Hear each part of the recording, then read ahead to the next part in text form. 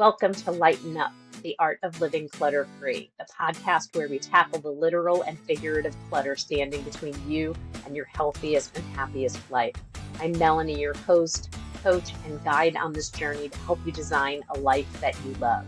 Whether it's clearing out your kitchen cabinets, untangling your digital files, or letting go of the mental blocks that hold you back, we're here to make space for what truly matters. Let's lighten up together, starting now. Hi, everyone. Welcome to another episode of Lighten Up, the art of living clutter-free. I'm your host, Melanie, and today we're diving into a topic that hits close to home for so many of us, and I know for me in particular, and that is emotional eating. Emotional eating can wreak havoc on weight loss and weight maintenance, but it doesn't have to control us. Today, we're going to talk about what emotional eating is, why it happens, and most importantly, how we can manage our feelings with healthy and helpful behaviors instead. Before we dive into the details, I want to share my personal story because as a young kid and a young adult, I regularly used food to manage difficult feelings. And at the time, it seemed like the easiest way to cope. Although I think as a young child, I don't even know that I was actually using food to cope. It wasn't until my late teen years that I realized or started to realize the impact that this was having on me.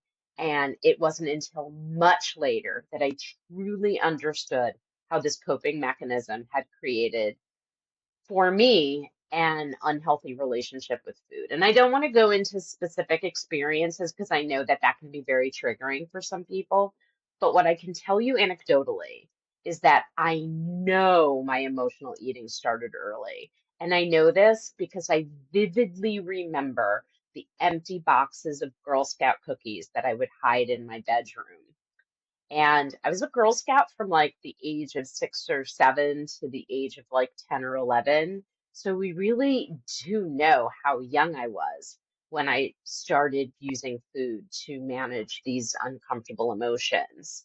And this memory stays with me as a reminder of exactly how deeply rooted emotional eating can become for someone.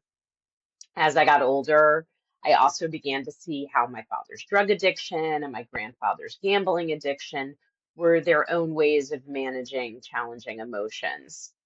It wasn't until adulthood and kind of later on in adulthood that I recognized these patterns as coping mechanisms. Realizing this connection has helped me understand that emotional eating was my version of trying to cope with feelings that I didn't know how to face or didn't have the tools for managing. It's not just about masking difficult emotions. It's also about the rush, the high that comes from these behaviors, whether it's emotional eating or shopping or smoking or drinking. These habits can create a temporary sense of relief or excitement that keeps us coming back for more, even when we know it's not truly helping in the long run. For other people, coping mechanisms may take different forms, like smoking or shopping or drinking or other addictive behaviors. And these habits, like emotional eating, can develop as a way to manage challenging emotions without truly addressing them in the moment. Emotional eating became my go-to, and breaking that cycle required both self-awareness and a whole lot of patience.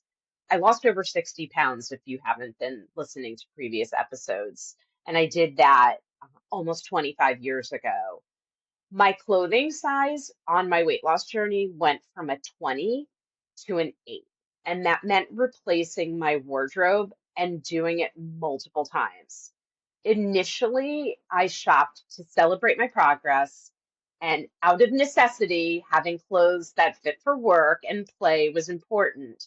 But over time, I realized that my shopping may have become a little compulsive.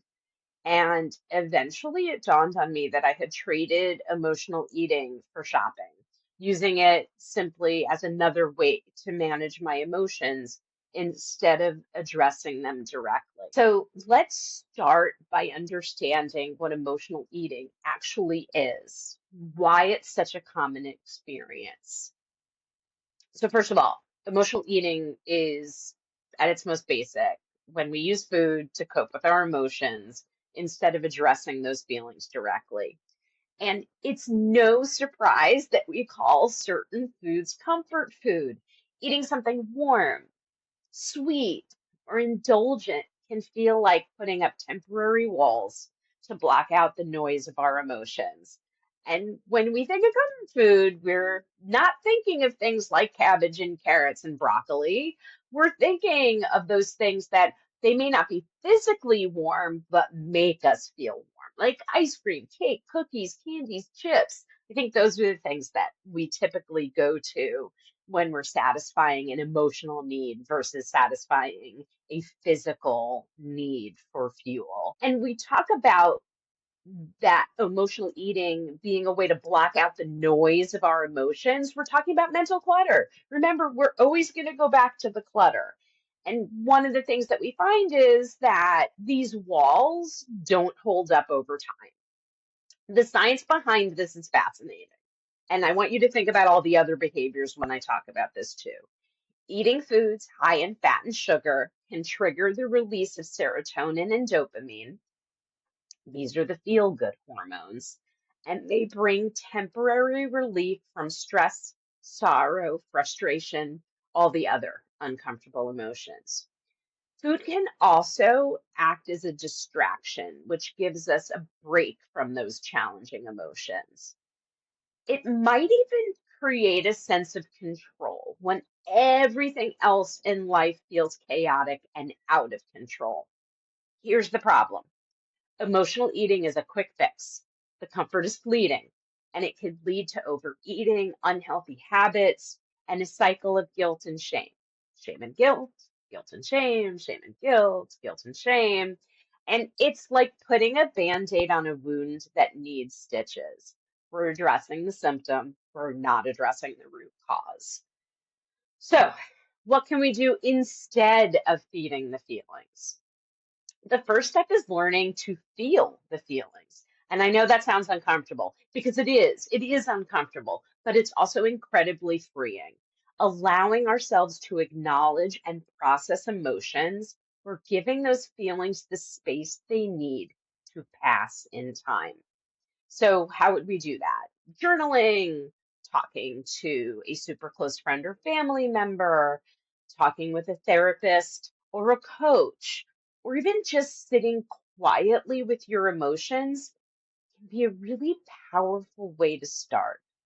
And do this. Ask yourself, what am I feeling right now? What's triggered this emotion? What do I really need in this moment? Sometimes just identifying the emotion can help you manage it in a much healthier way. So now let's talk about what you can do instead of these are some strategies that I've seen work wonders for my clients and for myself. One, mindful eating. Talking about mindful eating may sound or feel counterintuitive, but it can help us learn how to truly appreciate the food we eat.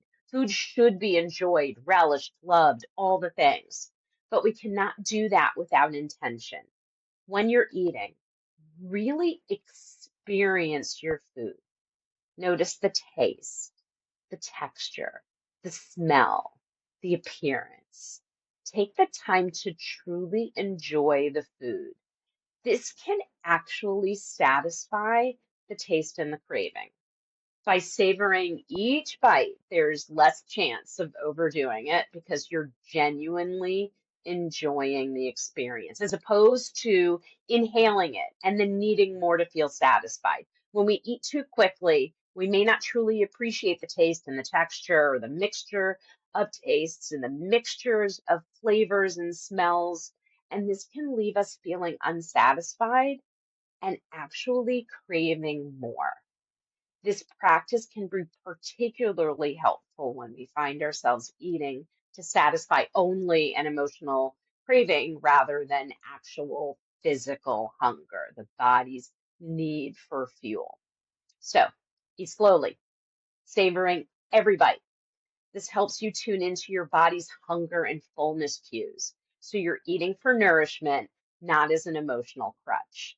So I want you to try something. Try eating one meal, just one, without any distractions. No TV, no phone, no computers, no books or magazines or crossword puzzles. Just you and your food. Focus on each bite. See how it changes your experience, and you might actually find that you enjoy it. Okay, so back to other strategies. One, physical activity. Moving your body releases endorphins and helps reduce stress. So whether it's a walk or a short dance session, a yoga class, find something you enjoy and make it a part of your routine. If you're short on time, just a 10-minute stretch, a walk around the park, a quick bike ride around the corner can make a big difference. And for those of you who enjoy variety, try anything. Try a gymnastics class, a Zumba class, a kickboxing class. Just dance around your living room to your favorite playlist or simply your favorite song. Relaxation is also important. So try deep breathing, meditation, a warm bath. All of these can work wonders when you're feeling overwhelmed. And if you haven't tried before, simple breathing techniques like the 4-7-8 breathing technique. If you're not familiar with this, just inhale for 4 counts. 1, 2, 3, 4. And then hold for 7 counts. 1, 2, 3, 4, 5, 6, 7. And exhale for 8 counts. 1, 2, 3, 4, 5, 6, 7, 8. And try it again. You can also create a calming ritual like lighting a candle or putting on soothing music. Practicing mindfulness for just a few moments a day can make a huge difference. Let's practice other healthy routines like planning and preparing balanced meals. That can give you a sense of control and structure. And a varied and nutritious diet supports both your physical and your emotional well-being. So you might want to set aside time each week to prepare healthy snacks in advance, like chopped veggies, fruit, or homemade energy and protein bars. This is so you're ready when hunger strikes. And if we're satiated, we are less likely to overeat when we're feeling emotional because we're staving off hunger in the first place. So keep a meal plan or a simple list of go-to meals for busy days. You need to practice self-care too. So engage in activities that bring you joy and relaxation, whether it's reading or crafting, knitting, sewing, painting, gardening, spending time with loved ones, playing games. Self-care helps you manage emotion in healthy ways, whether you're doing it alone or with other people. Maybe a great place to start would be a gratitude journal. Write down 3 things every day that you're thankful for. Dedicate 15 minutes to a hobby that makes you smile. Remember that self-care is not selfish, it's essential. It's important to know that we also need to seek support. Don't underestimate the power of connection. Talk to a friend, a family member, join a support group, or work with a therapist to address underlying emotions and develop healthier coping strategies. Coaches can help with that too. Consider joining an online community where people share their experiences with emotional eating, or join the Design Your Healthy Life Strategy program. We talk about emotional eating monthly, sometimes weekly. It helps us support each other's growth. In future episodes, we're going to explore each of these coping strategies in much greater depth. We'll also dive into numerous the numerous difficult feelings that make us lean into emotional eating. And don't miss the episode where we'll discuss what it means to call ourselves emotional eaters, that self-fulfilling prophecy, if you will. These conversations are meant to help us uncover the layers behind emotional eating and create lasting change. So to wrap up, here are some questions to reflect on. These can help you understand your emotional eating patterns and start making changes today. So one, what emotions lead you to eat when you're not hungry? What foods do you tend to reach for? How do you feel after eating for emotional reasons? And remember, the feeling could actually be good. That's why we're going to the food in the first place. The question is, and how do you feel after you feel good? How would you like to feel instead? And what needs to happen for you to choose a different behavior when these emotions hit? What strategy might you try first? And how will you remind yourself to follow through? And most importantly, how will you know you've succeeded? Remember that emotional eating isn't a character flaw or a lack of willpower. It is a coping mechanism that many of us have learned over time.